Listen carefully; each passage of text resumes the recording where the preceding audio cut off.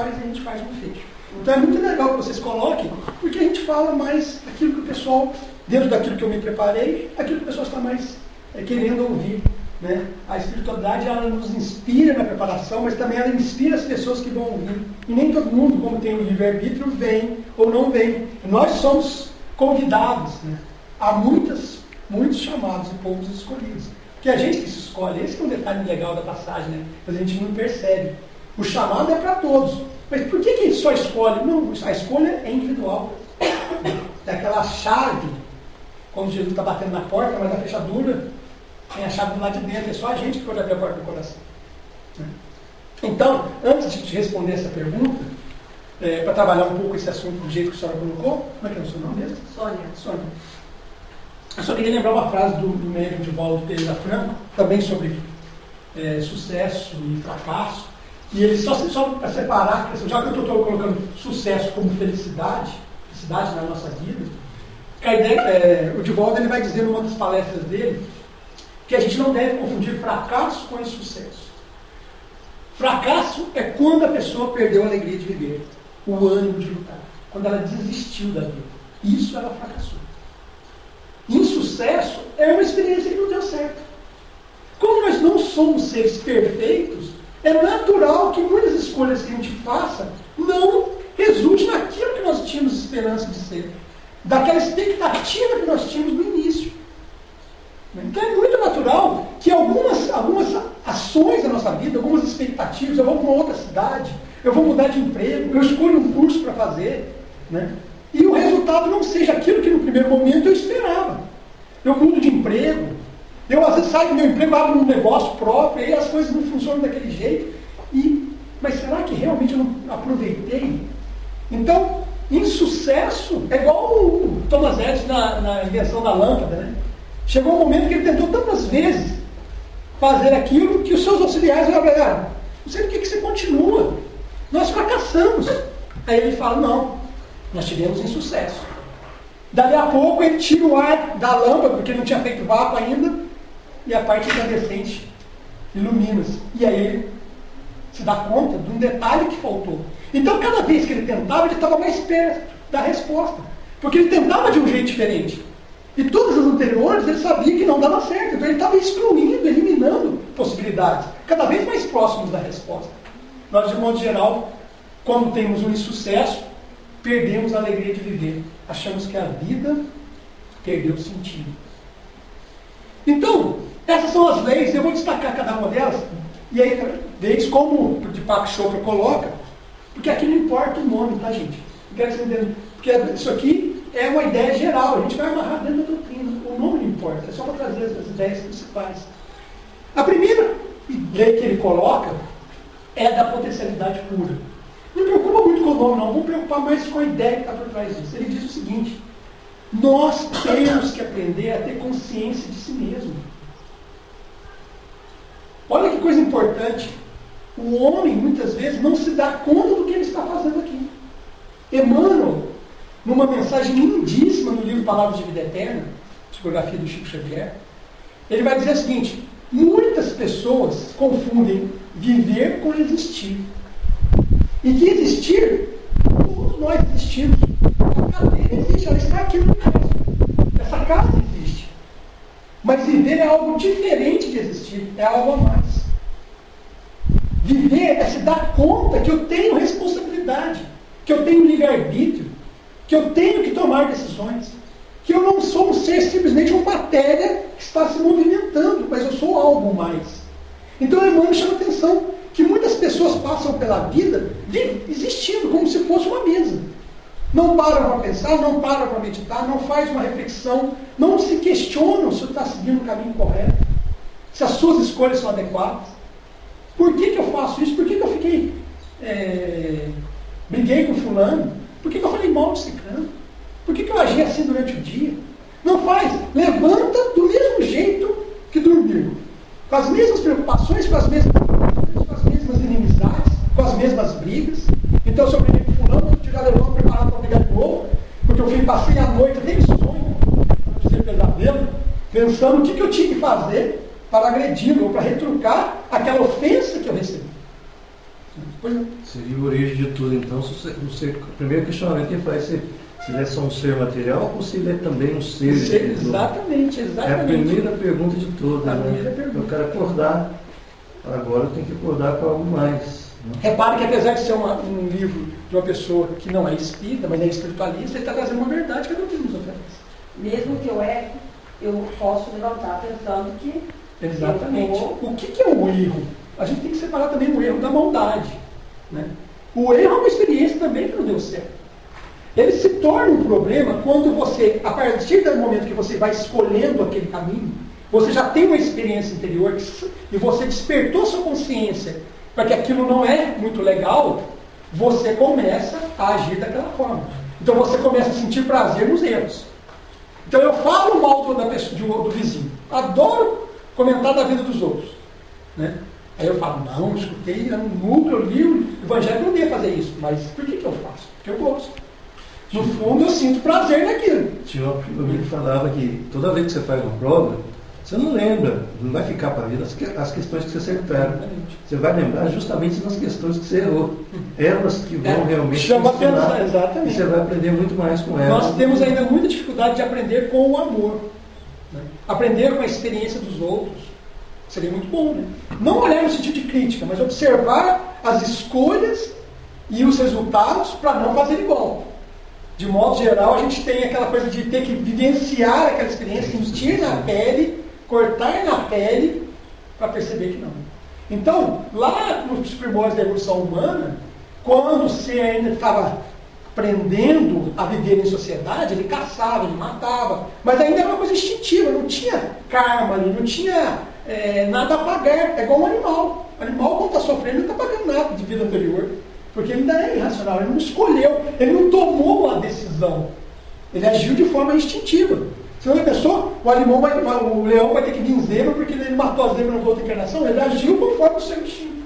O ser humano, lá nos primórdios da fase de inteligência, onde a gente ainda é simples e ignorante, saindo daquele princípio inteligente, se tornando ser humano, mas ainda lá nos primórdios do conhecimento, ele age de forma instintiva. E um dia ele caça, no outro dia ele começa a sentir o apego pela prole, que é a própria proteção da prole. Isso tem tanto dos animais.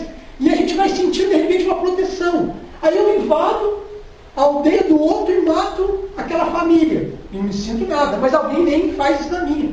E ao longo dos milhares de anos eu vou percebendo que aquele sentimento que me agrediu me fez mal. E eu vou tomando conta que eu não devo fazer isso para o outro, porque a consciência desperta. Aonde está escrito a lei de Deus? É nas tábuas dos 10 mandamentos, é na Bíblia? Kardec questionou isso aos espíritos. E o que eles responderam? Na consciência humana. E é por isso que Deus cobra, através das suas leis em nós, conforme a nossa capacidade de entendimento. Né? Uns vão... às vezes a gente, por estar estudando o Evangelho, por estar estudando a doutrina, por ter uma religião, a gente faz uma coisa pequenininha do ponto de vista, se a gente fosse comparar, não foi nenhum crime em si da sociedade, né? E a consciência martela. Porque a gente já sabe o que não deve fazer. E o outro vai lá cometer um crime bárbaro e parece que não sente nem remorso. Vai lá o jornalista, entrevista, porque ele ainda não despertou a consciência, a lei está ali, mas ela está embrionária. Ele vai precisar de muitas experiências de perda e às vezes de muitas vidas para chegar naquela maturidade de perceber que ele não deve fazer.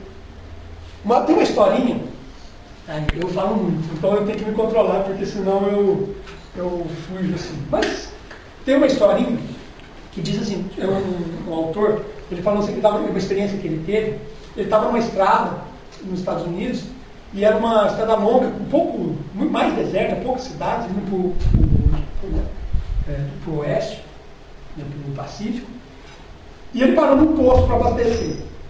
E ele ficou intrigado, porque naquele posto tinha uma pessoa, tinha um cachorro num cantinho, gemendo. Aí ele ficou incomodado com aquilo, porque o cachorro gemia, parecia que estava sentindo uma dor. Aí quando ele estava saindo, ele não aguentou e falou para o frentista, escuta, por que esse cachorro está gemendo desse jeito? Ele está com alguma doença? Aí o frentista, não, é porque ele está deitado em cima de um prego. Como assim? E por que ele não sai de lá? Fica tranquilo, é porque não está doendo demais. Na hora que ele cansa de sentir dor, ele sai. Aí ele falou que passou um pouquinho antes de sair de carro, o cachorro saiu e foi deitar em outro lugar. E assim, olha só, é uma história que aconteceu, mas ele refletiu na nossa vida. Que é verdade. Às vezes a vida está nos apertando e a gente reclama, mas a gente não muda as nossas ações. Então, não é do passado. A pessoa fala assim, eu devo estar pagando alguma coisa da outra encarnação. A gente escuta muito isso dentro do centro. Por quê? Porque, nossa, não para nenhum emprego. Mas também não para de falar mal dos outros. Não para de te criar atrito no emprego. Não vai parar em emprego nenhum, porque ninguém quer viver com pessoas assim. Então a pessoa acha que é karma. Vem o centro tomar paz, mas não muda a sua conduta. A tomada da consciência. Né? Exatamente. Ela